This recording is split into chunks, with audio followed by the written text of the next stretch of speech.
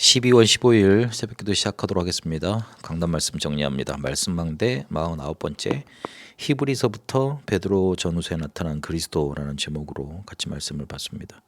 히브리서 4장 14절 16절에 있는 것처럼 우리에게 큰 대제사장이 계시니 승천하시니 곧 하나님의 아들 예수시라. 우리가 믿는 도리를 굳게 잡을지어다. 그렇게 우리에게 말씀하고 계십니다. 우리에게 끝이 없어 보이는 고난, 이걸 어떻게 이길 것인가 하는 문제 중요합니다. 실제로 고난이 찾아온 이유는 이해되지 않는 이유, 예수 믿는다, 복음 전한다, 이런 것들 때문에 찾아오기도 하고 스스로 만들어낸 것이실 수도 있습니다. 우리의 삶이 상식선에 맞지 않는 행동과 말들, 이런 것들 때문에 오기도 합니다. 이런 이유들이 혼재되어 있지만 중요한 건 이게 걸림돌이 되어서는 안 됩니다. 고난이 어떤 유익을 주는지, 고난 뒤에 어떤 축복이 있을 것인지 성경은 말하고 있습니다. 대부분 우리가 문제를 착각해서 고난이 되는 경우가 많습니다. 고정관념이 있기 때문에요. 그리고 가만두면 해결되고 지나가는 것들이 많은데 오히려 해결하려고 하다가 고난이 돼버립니다.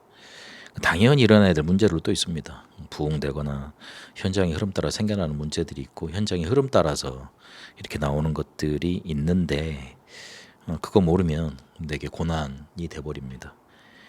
진짜 문제라면 축복으로 활용해야 됩니다. 내 밑에 나를 뛰어넘는 인물들 나올 수도 있고 그리고 감당하기 힘든 인물들도 나올 수 있습니다. 그릇 넓히고 시스템을 만들고 살리는 그런 것들을 준비하는 하나님의 큰 계획을 찾아내야 됩니다.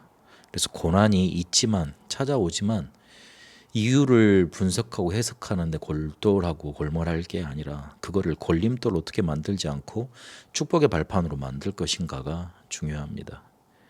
초대교회 성도들은 흩어진 나그네들이었습니다. 그들의 상황만 놓고 보면 그런 상황이 맞습니다. 그런데 하나님은 그들을 남은 자, 순례자, 정복자, 파송된 자, 파수꾼, 정탐꾼, 깃발든 자, 이렇게 7포인트의 제자들로 축복하시며 사용하셨습니다. 실패한 자 같았지만 남은 자였고, 그리고 고난받는 자 같지만 순례자였고, 그리고 아무것도 없는 사람들 같았지만 정복자들이었습니다. 흩어졌으나 파송된 자고, 그리고 실제로 현장을 살리는 파수꾼으로, 정탐꾼으로, 깃발든 자로 쓰임을 받았습니다.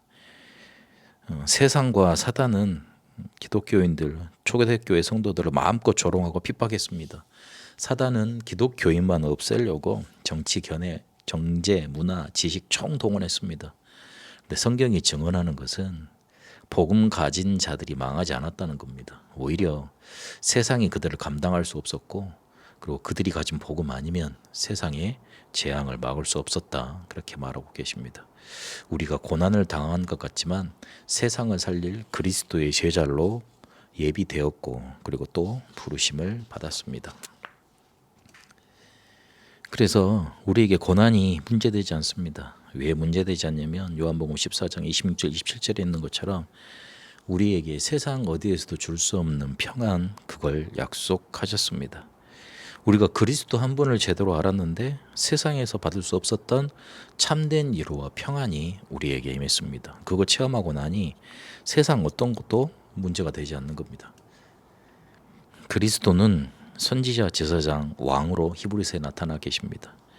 그분을 통해 더 주어진 좋은 것들, 그걸 말씀하면서 천사와 모세를 숭배하고 우월하게 느꼈던 유대인에게 피조물로 부리는 영이다. 천사는, 모세는 그리스도를 예표하는 인물밖에 없다. 그래서 오직 그리스도만 바라봐야 된다. 천사와 모세보다 더 우월하신 그리스도에 대해서 강조합니다. 이러면서 그리스도만 하실 수 있는 유일한 사역인 속죄 사역에 대해서 말씀하십니다. 그 속죄 사역을 여러 번 나눠서 그리고 반복적으로 하신 게 아니고 단번에 끝내셨습니다. 그렇게 해서 우리의 문제를 단번에, 우리의 죄를 단번에 깨끗하게 하신 겁니다.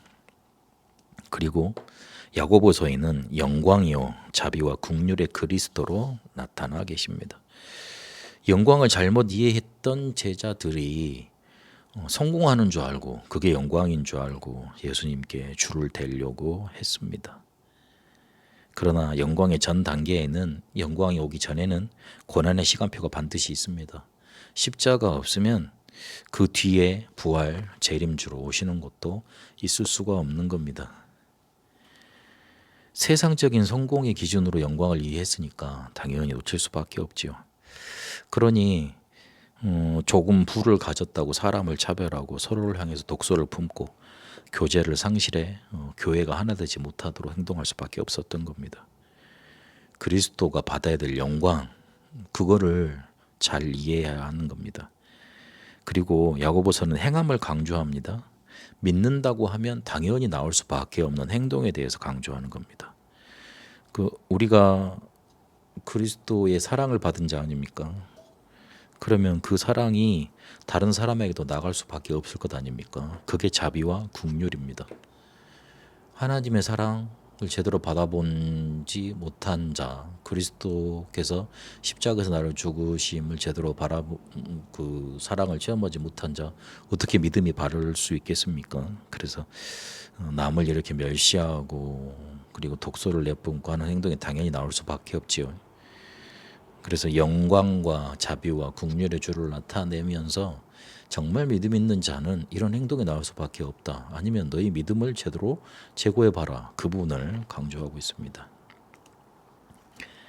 베드로 전후서에는 산 소망의 근원이시고 보배로운 산돌이신 그리스도에 대해서 나타내고 계십니다. 우리가 그리스도를 통해 산 소망을 얻을 수 있는 근원이 바로 하나님의 긍휼입니다. 하나님이 우리를 긍휼하게 여기셨기 때문에 그리스도를 이 땅에 보내주셨습니다. 그리고 보배로우신 산돌이 됐습니다. 그리스도는 교회의 기초, 모퉁이 돌 역할을 하십니다. 그리스도가 없으면 교회가 설 수 없고 우리의 신앙도 설 수가 없는 겁니다. 그래서 그리스도가 우리의 전부이시고, 그리고 그리스도가 교회의 우리 삶의 신앙생활의 진정한 주인이 되십니다. 그렇게 하나님의 자녀는 또 산돌, 또 다른 산돌이 됩니다. 현장을 향해서 우리가 복음을 전하면 그 사람들이 안 받을 수 있습니다. 그러면 그 사람들은 걸려 넘어지는 겁니다. 돌에 걸려 넘어지듯이 넘어지는 겁니다. 그러나 그들이 이 복음을 받으면 그들도 또 다른 산돌로 이 신령한 집 성전을 지어가는 사람들이 되는 축복을 받게 되는 겁니다. 우리에는 이제 하나님의 능력을 믿는 여유, 이것 생기도록 근원적인 힘을 얻어야겠습니다. 그래야지만 고난이 고난 아니게 됩니다. 우리는 세계복음화의 핵심 성취 그 자리에 있기 때문에 그렇습니다.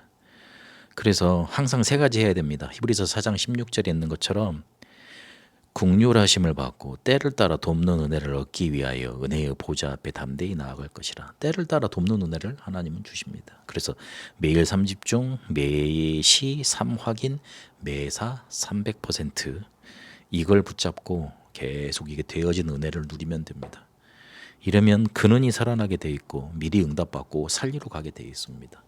또 중요한 건 베드로전서 3장 18절에 있는 것처럼 오직 우리 주 곧 구주 예수 그리스도의 은혜와 그를 아는 지식에서 자라가라 그랬습니다. 은혜와 지식에서 자라가라. 편집, 설계, 디자인 이거를 계속 해나가면 그게 실제로 자라가는 응답으로 우리에게 오게 되어 있습니다. 반드시 말씀에서 답이 나옵니다. 그 말씀으로 기도로 그림 그리는 겁니다. 그러면 그게 작품 되도록 자꾸 디자인하는 겁니다. 이렇게 근원적인 힘을 얻어가면 됩니다. 고난이 고난 아닌 것을 확실히 붙잡고 근원적인 힘을 얻고 응답내 여정 가게 되시기를 축복합니다. 살아계신 하나님 감사합니다. 고난을 제대로 볼 수 있는 눈을 열어주옵시고 그리스도 확실히 붙잡고 승리할 수밖에 없는 응답의 여정 가게 하옵소서. 근원적인 힘을 얻게 하옵소서. 살아계신 우리 주 예수 그리스도 이름으로 기도합니다. 아멘. 개인 기도로 인도받도록 하겠습니다.